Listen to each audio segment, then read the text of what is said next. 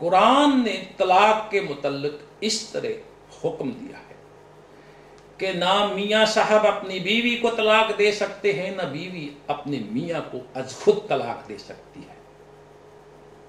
یہ کام اسلامی حکومت کی عدالت کرے گی۔ مگر یہ جو ہمارے ہاں ہو رہا ہے، کسی دن ہنڈیا میں نمک زیادہ پڑ جانے سے میاں صاحب کو تاؤ آ گیا اور اس نے کہہ دیا طلاق طلاق طلاق، تو بیوی بیچاری روتی دھوتی ماں باپ کے گھر جا بیٹھی۔ یا میاں بیوی میں سخت نزاع ہے، دونوں الگ الگ ہو جانے پر راضی ہیں، لیکن میاں صاحب نے فیصلہ کر رکھا ہے کہ نہ طلاق دیں گے نہ گھر بسائیں گے، اسی طرح رلائیں گے۔ یہ وہی مذاق ہے جو دین کے ساتھ ہو رہا ہے۔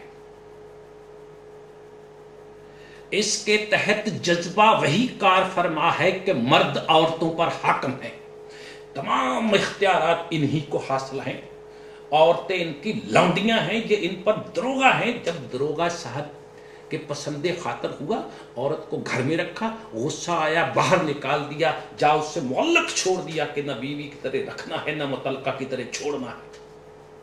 ارے ان کوتوالوں کے نزدیک عورت کی حیثیت ہی کیا ہے کہ وہ اتنا بھی پوچھ سکے کہ آخر کس جرم کی پاداش میں مجھے ذبح کیا جا رہا ہے۔ کتنا خوبصورت ہونا چاہیے تھا دین کا اسلامی معاشرہ،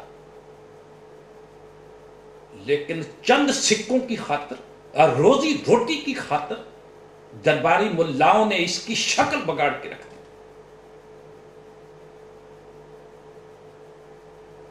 پھر طلاق کے بعد کیا ہوگا؟ تو میری بہنوں اور بیٹیوں، ان دونوں کو جن کی طلاق ہو جائے، اگر وہ چاہیں اپنا اپنا رفیق تلاش کر لیں، لیکن اس کے لیے عورت کو تھوڑی مدت تک انتظار کرنا ہوگا۔ یہ مدت جسے عدت کہتے ہیں، عام حالات میں 3 ماہ کی ہوگی، لیکن اگر وہ حاملہ ہے تو پھر وضع حمل تک انتظار کرنا ہوگا، اور اس دوران میں اس کے تمام اخراجات اس کے سابق شوہر پہ ہوں گے۔ بس یہی ایک فائق حق ہے جو مرد کو دیا گیا ہے، یعنی عورت کے لیے عدت ہے، مرد کے لیے عدت نہیں، اور اس کی مصلحت بھی آپ لوگ جانتے ہیں۔ ایک دوسری بات یاد رکھیں، لیکن جس عورت کی نئی شادی ہوئی ہے، عورت نے خامد کو ہاتھ نہیں لگایا اور خامد نے عورت کو ہاتھ نہیں لگایا، اس سے قبل طلاق ہو گئی، اس کی کوئی عدت نہیں۔ یہ سب قرآن کے احکامات ہیں۔ پھر اگر زمانہ عدت میں یا اس کے بعد ان دونوں نے باہمی رضامندی سے پھر رشتہ نکاح استوار کر لیا، تو ان کی دوبارہ ازدواجی زندگی پھر شروع ہو جائے گی۔ اگر اس کے بعد پھر کبھی کشیدگی کی صورت پیدا ہو جائے اور نوبت پھر طلاق تک پہنچ جائے، تو اس مرتبہ بھی عدت کے دوران میں یا عدت کے بعد ان میں معاہدہ نکاح کی تجدید کا موقع رہے گا، کیونکہ یہ دوسری مرتبے کی طلاق تھی۔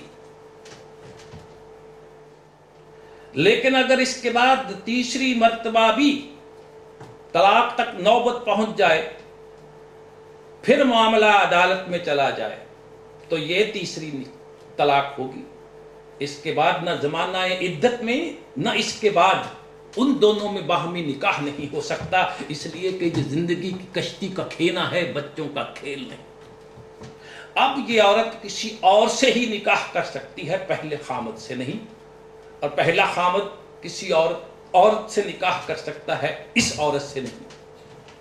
ہاں اگر کبھی ایسا ہو کہ یہ دوسرا خامد یا تو مر جائے قضائے الہی سے، یا ان کے درمیان بھی طلاق ہو جائے، تو پھر اس میں کوئی حرج نہیں کہ پہلے خامد سے اثر نو نکاح کر لیں۔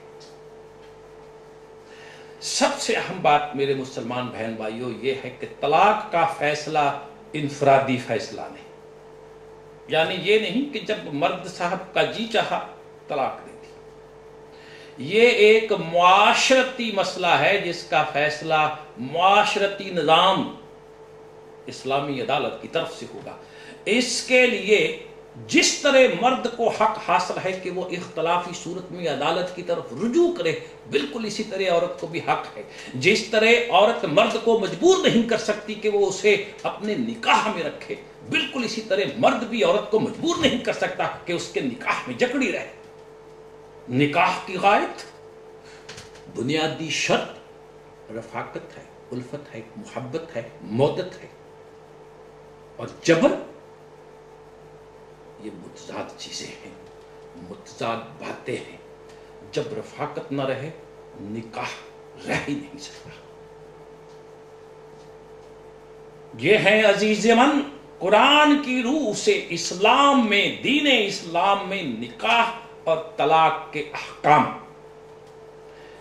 میری بیٹیاں اور میری بہنیں مجھے کہیں بھی یہ بتائیں کہ عورت کے حقوق اللہ سبحانہ نے مردوں سے کہیں کم رکھے ہیں، کہیں بھی مردوں کو عورتوں پر حاکم یا دروغہ بنایا ہے؟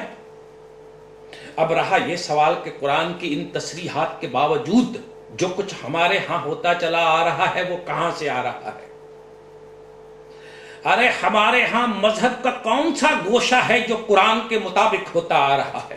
یہ سب ملا کی بنائی ملوکیت دور کے فقہا کی روایات اور ان کی فقہ سے بنی ہوئی ساری طلاق اور نکاح کے مسائل ہیں، جن کا اسلام سے، دین سے، قرآن سے کوئی تعلق نہیں۔ قرآن کا مسلمانوں کے ہاں باقی ہی کیا رہ چکا ہے؟ یہ تو اللہ سبحانہ کا لاکھ شکر ہے کہ قرآن اپنی اصل حالت میں ہمارے پاس موجود ہے۔ یہ تو اللہ سبحانہ کی رحمت ہے کہ اس نے دین مکمل کر دیا، اس کو قرآن میں محفوظ کر دیا، قرآن کو اپنی حفاظت میں لے لیا۔ آج ہم دیکھ سکتے ہیں کہ یہ دکاندار جو اپنی کتابوں میں فیصلے لکھ کے پھرتے ہیں، قرآن کے فیصلوں کے کتنا مطابقت رکھتے ہیں، کس قدر قرآن سے نسبت رکھتے ہیں، تو ہم پھر سچائی کو اور جھوٹ کو، ہم فریب کو، ہم مکر کو الگ کر سکتے ہیں۔ عیسائیوں کے پاس، یہودیوں کے پاس، نصرانیوں کے پاس تو ان کی مصدقہ کتابیں موجود نہیں۔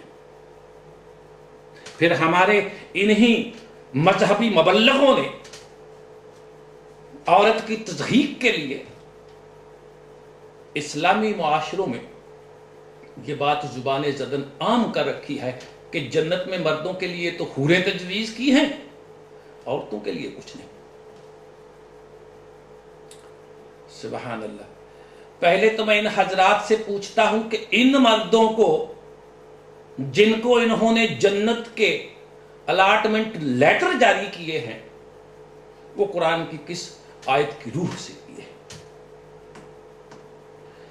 جو مرد اپنی آنکھ جھکا کر اسلامی معاشرے میں نہیں چلتا بلکہ اپنی بیٹیوں اور بہنوں کو گھور گھور کے دیکھتا ہے، جس کو یہ پتا نہیں ہے کہ مجھ کو احترام انسانیت اور احترام عورت کس طریقے سے بجا لانا ہے، ان کو کیسے جنت میں دے دیا؟ جنت تو ان کے لیے ہے جو عفت کی حفاظت کریں گے۔ اللہ سبحانہ نے تو فرما دیا، ہم نے تمہارا مال اور تمہاری جانیں جنت کے بدلے میں خرید لی، یہ ایسے ہی نہیں ملے گی۔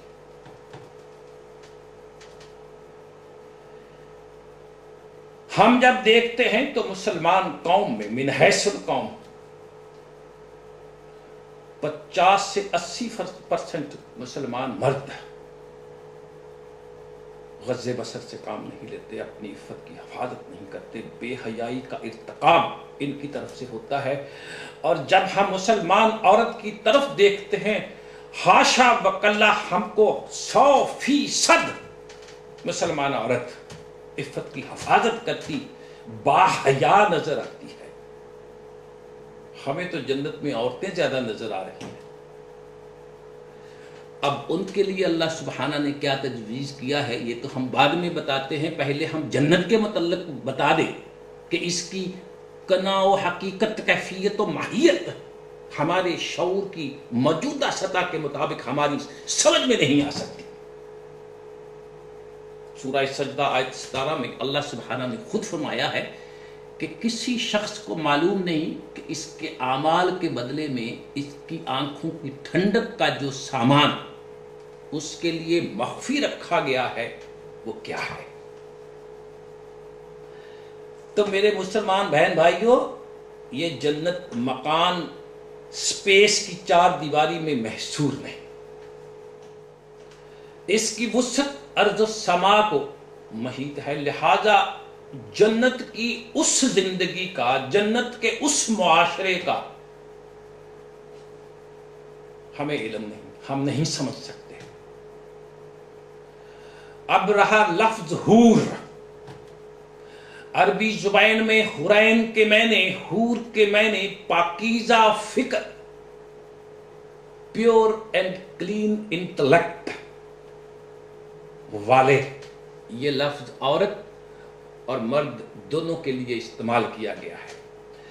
یعنی وہ مومن لوگ، وہ مومن مسلمان مرد جو اس دنیا میں اللہ سبحانہ کے احکام پر، قرآن کی شریعت پر، اسلام کے نظام پر ڈٹے رہے، چلتے رہے، اور وہ عورتیں، مومن عورتیں جو دین پر، اسلام پر، قرآنی احکام پر عمل پیرا رہی، ان کو اللہ سبحانہ نے حورین کہا ہے۔ جس طرح دنیا میں عورت مرد کو اسلام نے، قرآن نے ایک دوسرے کا زوج کہا ہے، زوجین کہا ہے، بالکل اسی طرح جنتی عورتیں اور جنتی مرد ان کو حورین کہا ہے۔ مگر حور کا لفظ آتے ہی ہمارے ملا کا دل کرتا ہے کہ کوئی اس سے نکاح کروا دے۔ اس کے ذہن میں صرف ایک تصور ہے، اور عورت کا وہ تصور بیوی کی صورت میں ہے، اس کو کوئی اور رشتہ دکھائی نہیں دیتا۔